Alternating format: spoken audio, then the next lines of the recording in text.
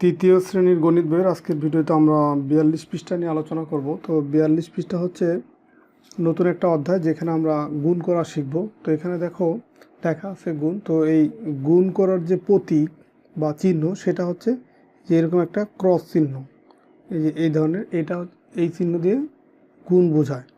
তো আমরা এই গুণ সম্পর্কে ধীরে ধীরে বিস্তারিত জানবো। তো প্রথমে এই গুণ করার জন্য সবচেয়ে বেশি যেটা প্রয়োজন সেটা হচ্ছে গুণের নামতা। তো এই কারণে দেখো এখানে দেওয়া আছে যে 10 ঘর পর্যন্ত গুণের নামতা মনে করি এবং খালি ঘরে উত্তর বসাই।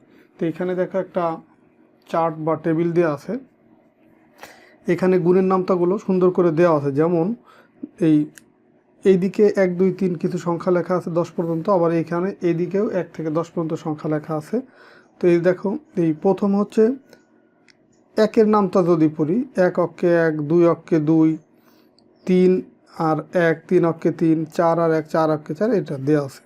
2-এরটাও পুরোপুরি দেওয়া আছে। দেখো এই 2 অক্ষে 2, 2 দুগুণি 4, 3 দুগুণি 6, 4 দুগুণি 8, 10 দুগুণি 5 দুগুণি 10, 6 দুগুণি 12, 7 দুগুণি 14, 8 দুগুণি 16, 9 দুগুণি 18, 10 দুগুণি 20। তো এটা দেওয়া আছে। 3-এর নাম তার ক্ষেত্রে দেখো কিছু দেওয়া আছে, একটা ঘর খালি আছে। তো খালি ঘরে কোনটা বসবে, কোন সংখ্যাটা সেটা বসাইতে হবে। দেখো এই 3 অক্ষে 3, মানে এইখানকার 3 আর এই 1 গুণ করলে কত হয়, 3 অক্ষে 3। আবার এই 3 আর 2 গুণ করলে 3 দুগুণি 6, এই 3 আর এই 3, 3 তিরিকে 9, 3 4 12, 3 5 15, 3 6 18, এই 3 আর এই 7 গুণ করলে 3 7 পাবো হচ্ছে 21। প্রত্যেক ক্ষেত্রে 1 করে বাড়তেছে। 3 7 কত হয়, 21। এই 3 7 21 এখানে লিখে দিলাম। তো বাকিগুলো দেয়া আছে। দেখো 3 8 24, 3 9 27, 3 10 30। তো 4-এর নাম তার ক্ষেত্রে দেখো এই যে খালি ঘরটা দেওয়া আছে, এই খালি ঘর বড়, এখানে হচ্ছে 2, তার মানে 4 আর 2 গুণ করলে 4 দুগুণ হচ্ছে 8। এরপরে দেখো এই সব দেওয়া আছে, এই 4 আর এই যে 9 এটা বাকি আছে, এই ঘরটা খালি আছে। এই 4 আর 9 গুণ করলে 4 9 36। এরপরে দেখো 5-এর নামটা, এই যে 5 অক্ষে 5, 5 দুগুণি 10, 3 5 15, 4 5 20। তো এখন আর কি প্রত্যেক ক্ষেত্রে 5 করে বাড়তেছে। তো 5 আর এই যে 6 এই বরাবর হচ্ছে ঘরটা খালি আছে, তার মানে 5 6 কত, 30, সেটা এখানে বসবে। আবার 6-এর ঘরটা দেখো এইখানে যে ঘর এই বরাবর হচ্ছে 5-এর ঘরটা খালি আছে, এই যে এখানে দেখো 5-এর ঘরটা খালি আছে। তো এই 5 আর 6 গুণ করলে 5 6 30। দেখো এই যে 6 অক্ষে 6, 6 দুগুণি 12, প্রত্যেক ক্ষেত্রে 6 করে বাড়তেছে। 3 6 18, 4 6 24, 24-এর সাথে আরও 6 যোগ করলে 5 6 30। 7-এর নাম তো দেখো 7 অক্ষে 7, 7 দুগুণি 14, 3 7 কত হয়, 21। এখন হচ্ছে 7 করে বাড়তেছে, 3 7 21। বাকি সব দেওয়া আছে। 8-এর ঘরের নাম তো দেখো 8 অক্ষে 8, 8 দুগুণি 16, 3 8 24, 4 8 32, 5 8 40, 6 8 কত, 5-এর পরে কত হবে, 6 6 8 48, 8 করে বাড়বে।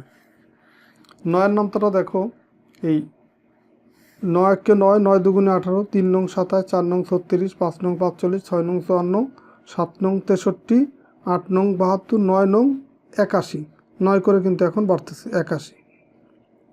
মানে প্রত্যেক ক্ষেত্রে 1 ঘর করে করে বাড়বে আর কি। দেখো 10-এর নামটা 10 অক্ষে 10, মানে 10-কে 1 দিয়ে গুণ করলে যেটা, আবার 2 দিয়ে গুণ করলে 20, 3 দিয়ে গুণ করলে 30, 4 দিয়ে গুণ করলে 4 10 40, 5 10 50, 6 10 60, 7 10 70, 8 10 80। তো এখানে কত বসলো, 80। তো এটা হচ্ছে পুরোপুরি একটা এই 1 থেকে 10 ঘরের যে নামতা, সেই নামতার একটা টেবিল, এবং কিছু দেওয়া কিছু খালি ঘর ছিল সেগুলো আমরা পূরণ করা শিখলাম। তার মানে তুমি যদি নামতাগুলো পারো তাহলে কিন্তু এই গুণের যে অঙ্কগুলো আছে সেগুলো তোমার কাছে একদম পানির মতো সহজ মনে হবে। তো নিচের দিকে দেখো গুণের ক্ষেত্রে প্রথম সংখ্যাটি হলো গুণ্য। যেমন ধরো আমরা যদি এরকম গুণ করি যে 5 গুণ হচ্ছে 2, এরপরে দিলাম হচ্ছে 5 দুগুণি কত হয়, 10। আমরা নামতা থেকে জানলাম 5 দুগুণি কত হয়, 10। তো এখন এখানে বলছে কি গুণের ক্ষেত্রে প্রথম সংখ্যাটি হলো গুণ্য, তার মানে এই 5 এটা কত হবে, এটা হবে গুণ্য, এটা হবে গুণ্য। আর দ্বিতীয় সংখ্যাটি মানে এই যেটা দ্বিতীয় সংখ্যাটি কি, গুণক, তার মানে এখানে 2 হচ্ছে গুণক। আর গুণ্য আর গুণক গুণ করার পরে যে সংখ্যাটা পাবো সেটাকে বলা হয় গুণফল। তার মানে এই 10 এটা হচ্ছে কি, গুণফল। গুণফল। এই যে আমি প্রথম খালি ঘরে 3 আর 7 গুণ করে 3 7 21, এটা এই জাস্ট এইখানে যে 21 বসাইতে সেটা বলতেছে। তো যাই হোক, তো গুণের ক্ষেত্রে তোমার এই বিষয়টা জানা খুব জরুরি যে দুইটা সংখ্যা যে আমি গুণ করব, প্রথম সংখ্যাটাকে বলা হয় গুণ্য, দ্বিতীয় সংখ্যাটাকে বলা হয় গুণক, আর মাঝখানের যে প্রতীক সেটা হচ্ছে গুণের প্রতীক বা চিহ্ন। আর সমান চিহ্ন দিয়ে এই দুইটাকে গুণ করার পরে যে সংখ্যাটা আমরা পাবো সেটা এখানে লিখবো, আর এটাকে বলা হয় গুণফল। দেখো এখানে এই জিনিসটা আরেকটু পরিষ্কার করে বোঝাই। এই যে 5 আর 10 আমরা যে গুণ করলাম, গুণ করে পেলাম 10, তো প্রথমটা ছিল কি গুণ্য, দ্বিতীয় সংখ্যাটা ছিল গুণক, আর গুণ করার পরে গুণ্য আর গুণক গুণ করার পরে যে সংখ্যাটা পেলাম সেটা হচ্ছে গুণফল। এই সংখ্যাগুলোই এখানে লিখছি যে সংখ্যাকে গুণ করা হয় তাকে গুণ্য বলে। যে সংখ্যাকে, যেমন এখানে 5কে গুণ করা হয়েছে, এই কারণে 5, এটাকে কি বলা হবে? গুণ্য। আর পরেরটা ছিল কি গুণক। তো গুণকের সংজ্ঞাটা কি বা গুণক কাকে বলে? যে সংখ্যা দিয়ে গুণ করা হয়। যেমন এখানে 5কে 2 দিয়ে গুণ করা হয়েছে, এই কারণে এই 2কে কি বলা হবে? গুণক। যে সংখ্যা দিয়ে গুণ করা হয় তাকে গুণক বলে। এরপরে গুণফলের সংজ্ঞাটা ছিল কি বা কাকে বলে গুণফল? যে গুণ্যকে গুণক দ্বারা, এই যে গুণ্যকে গুণক দ্বারা গুণ করলে যে সংখ্যা পাওয়া যায় তাকে গুণফল বলে।